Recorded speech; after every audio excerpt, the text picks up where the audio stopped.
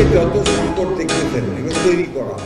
বিএনপির মহাসচিব মির্জা ফখরুল ইসলাম আলমগীর এক বক্তৃতায় বলেন, ভোট আর গণভোট একই সঙ্গে হলে ব্যয় কমবে, কিন্তু তারা আগে গণভোট আয়োজন করতে চায়, কারণ আগে নির্বাচন হলে তাদের জামানত বাজেয়াপ্ত হবে, তারা আর টিকে থাকতে পারবে না।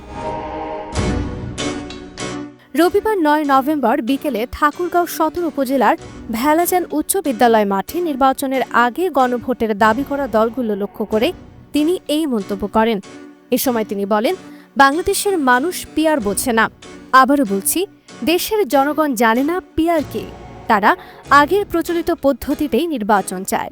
নির্বাচন প্রসঙ্গে বিএনপির মহাসচিব আরও বলেন, আগামী জাতীয় নির্বাচনে বিএনপি নিরঙ্কুশ সংখ্যাগরিষ্ঠতা নিয়ে বিজয় অর্জন করবে। আমাদের প্রতীক একটাই, ধানের শীষ।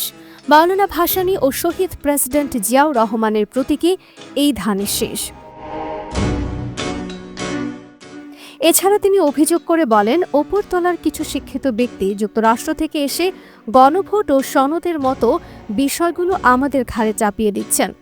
রবিবার দুপুর 12:30টার দিকে ঠাকুরগাঁও সদর উপজেলার জগন্নাথপুর ইউনিয়নের দৌলতপুর বালিকা উচ্চ বিদ্যালয় মাঠে আরেকটি মতবিনিময় সভায় প্রধান অতিথির বক্তব্যে তিনি এই মন্তব্য করেন।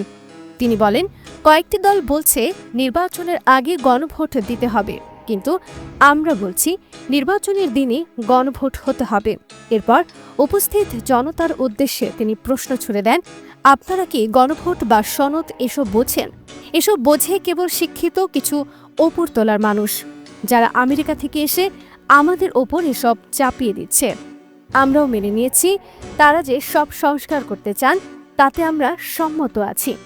যেগুলোতে রাজি হব সেগুলো বাস্তবায়ন হবে, আর যেগুলোতে রাজি হব না তা সংসদে যাবে, সেখানে আলোচনা পর্যালোচনার পরই পাশ হবে।